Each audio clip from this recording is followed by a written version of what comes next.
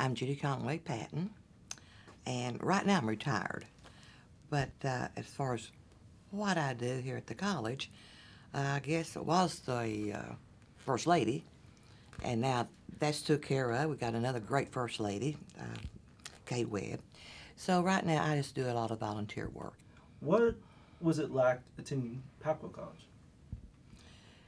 Completely different it is today. It was much smaller. I'd say about 400 or 500 then.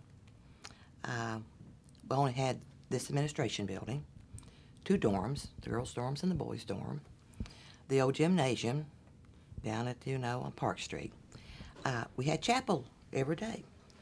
If you had classes on that day, you went to chapel. And it was more one-on-one. It was a Presbyterian college, and they did the Presbyterian faith. Most of their teachers, they were older, and they lived on campus. Some, like, would just pay $1 a year. They volunteered time. But they were so devoted to the kids in the mountains that they came. Wonderful teachers, absolutely fabulous teachers. I had a long relationship to Packwell College. My mother and father attended Packwell College. My mother was from Letcher County, and Daddy was from Pike County. So without Packwell College and them attending a meeting here, I would not be here today. And my 2 older sisters attended Packwell College, and I attended Packwell College. And also my 2 older sisters also attended the academy, the training school. So we go back many, many years, even before I was born, my association with Packwell College. So I'm very close to it. It's in my heart. It's in my soul. And I think, especially my generation who came here, and hopefully the next generations that leaves here will feel the same way that I do about it. My major was bookkeeping, of all things, but that's what I was good in. And of course I only went to 2 years. And then after that I did bookkeeping for 3 coal companies. My father was sheriff of Pike County, assassinated. So our community of Pikeville, they went together and gave us scholarships for Packwell College. This is the community that I was raised in and we love. Close-knit community. And that was also their devotion to Packwell College. They all went together and gave us scholarships. Because I knew that my mother, who was a widow, raising 4 girls on her own, could not afford it. So even at that, I was grateful to our community we live in. And this community takes all Packwell College or UPIKE kids like their own. They're proud of them, and they want them to be happy and to learn here. It really started out as a teacher's college. And of course the Presbyterians that came in the mountains years and years ago and started as a teacher's college. And well, they really started a grade school and then a training school. And training school was always going on to Packwell College. But like I said, it was small. They gave a lot. They were transitioning into a 4-year college when I got up here. But I was taking bookkeeping, and that was what they had offered then. I was in that transition period where they was offering more. And well, a lot of the kids I graduated with from Pike High went on to the 4-year college and graduated. But what they was offering for me. But it was a small, like I said, the teachers were dedicated. They lived on campus. Some of them just lived for $1 a year. We provided a place to live and the food and things like that. Okay. How did you and Mr. Patton get involved at the University of Packwell/Packwell College? Well, now, Paul has been on the Board of Trustees for about 30 years. And he's always supported it that way. And of course, like I said, I attended Packwell College, and my family did too. So that's how we began with Packwell College, or UPIKE. Yeah. Well, now he's chancellor. He stepped down to be chancellor, and we still live across the street upon the hill. Mm-hmm. We have come leaps and bounds with the medical school and now the optometry school.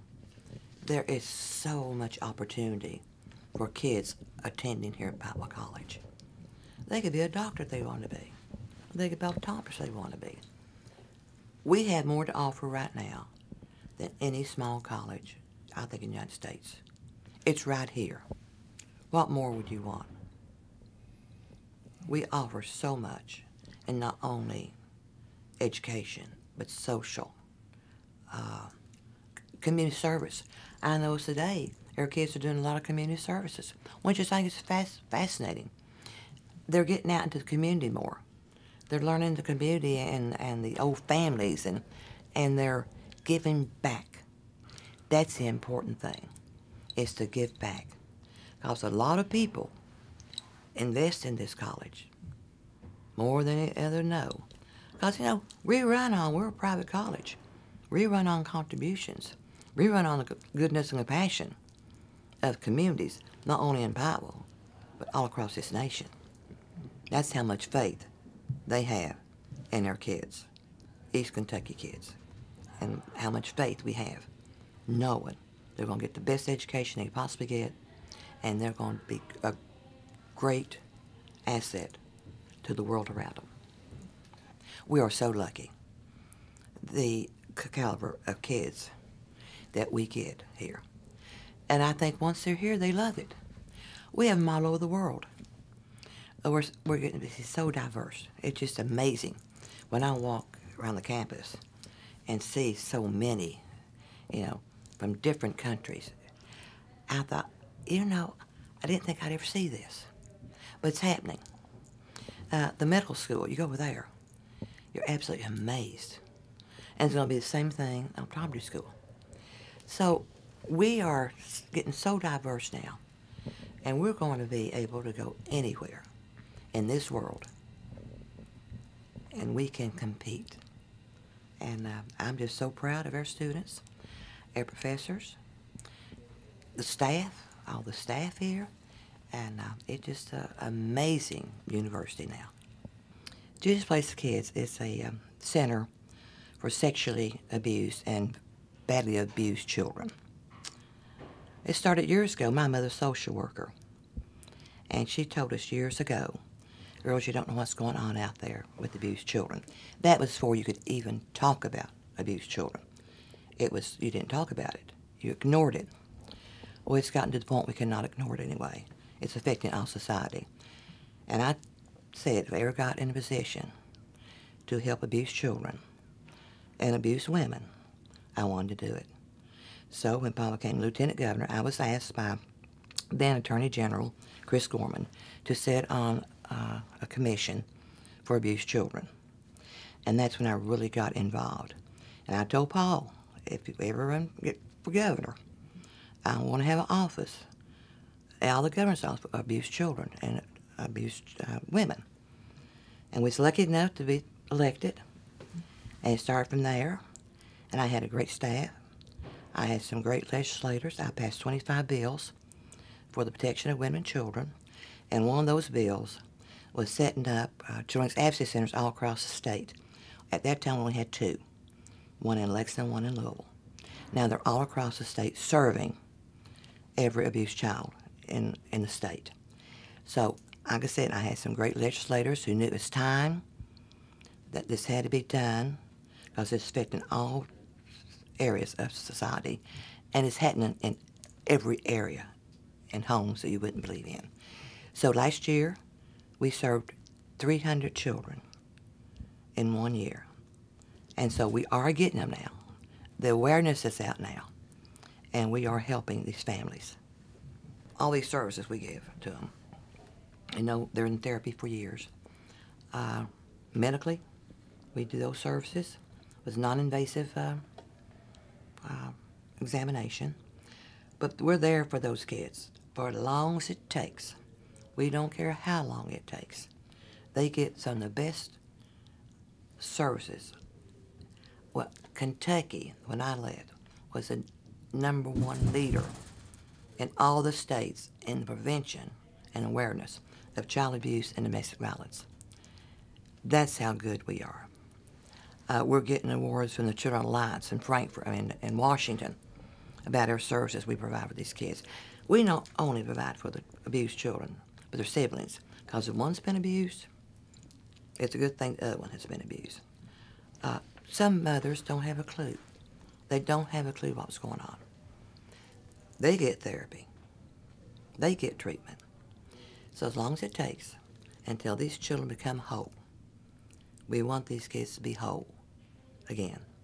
And you can always tell when they first come in, you can see each time that little sparkle and that smile starts showing up. And they begin happy children. They become happy children. But now the scars are there. It takes forever. But you know when the healing begins. So it's the people who work with these children, they're angels. They're very special. Because to see the looks in these children when they come in, it's heartbreaking. It's absolutely heartbreaking. But you know when they become a whole person again and feel like they're worthy, that love does not mean be hit and harm, but love is tenderness, kindness, and they get their trust back in a human being again. All of our services is free. We have a trained director, trained staff, trained pediatrician. We do non-invasive exams on them. Therapists are paid for, social workers. We had the policemen involved, volunteers involved. Volunteers have to be trained. So you've heard it takes a village to raise a child. Also takes a village to heal an abused child. All their services are free. And we do it from the kindness and compassion of the community. We get a little bit from the state, but it's from the kindness and compassion that we keep these doors open. And we don't only service the child, we service their siblings and non-violent parents. So it's a great thing. It's in homes. Before this law was passed, when an abused child finally came forward or somebody noticed the child, they had to go to the social service office. Big buildings, big furniture. Attorney's office, big building, big furniture. Police office, big furniture, big building. And this child had to say over and over and over what happened to him. The child gave up. And then when the child really stuck it out and they said, you got to do this. When they went to court, the child had to face that person who did harm to him. And the child would go in fetal position. One of my bills, now a child never goes to the courtroom. She's in another room, then videotaped into the courtroom. The child never has, that's another saving grace. And we're getting more convictions because that one law, that a child does not have to face the person that did harm. My future, my dream, is that one day we'll never have to have a Judy's Place for kids. That one day all of our children are safe and are loved. That's my dream, that there be no more needs for any of these children advocacy centers. But until then, we are there. We're going to fight for these kids, no matter what it takes. We're going to prosecute these people and put them in jail the rest of their lives. And these children will never have to be afraid again. The ones we're treating now, now we haven't got all of them. And we're trying. Now, April is Child Abuse Prevention Month, Awareness Month. Blue is their color, and the pinwheels is their symbol. Now, in April, you might see those little blue pinwheels. Well, the center of the pinwheel represents abused child. All the pinwheels around it are those helping this child. That could be the directors, and they're all trained. And the staff, the doctors, the pediatricians, the therapists, social workers. We have a bunch around them, helping he or she become whole again. Like I said, it also takes a village to heal a child. So I'm asking people next time they see a pinwheel, think of abused child and what you do can help this child and contribute to centers, keep them open for the services they so vitally need. And then again, pray for those that we haven't gotten yet. But we will. We will.